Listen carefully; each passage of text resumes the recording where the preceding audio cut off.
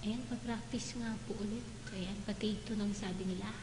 Kasi kagabi, walang-wala sa tono yung gitara ko, nakakahiya. Ngayon medyo nasa tono na yata. Okay, practice ulit.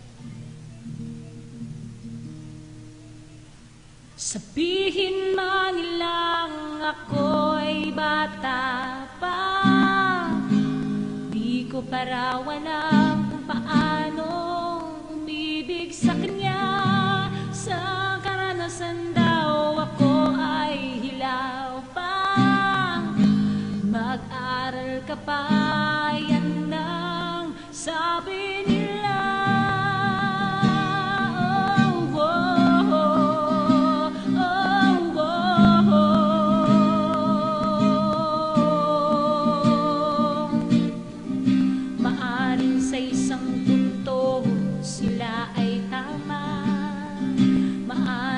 Karanasan ako ay hilaw pa nga, dahil di ko pa naranasang buhay ko'y itaya. Di ko pa naranasang sumago pa sa tinggahan.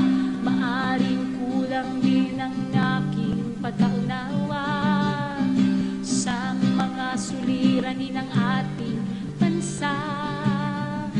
Maaring kulang din ng aking kaalaman sa iba't ibang daing ng ating sambayanahan. Sabihin man nilang ako'y bata pa, di ko pa raw alam kung paanong umibig sa kanya. Sa karanasan daw ako ay hilaw pa, mag-aral ka pa, yan ang sabi nila. Oh, oh, oh, oh, oh, oh.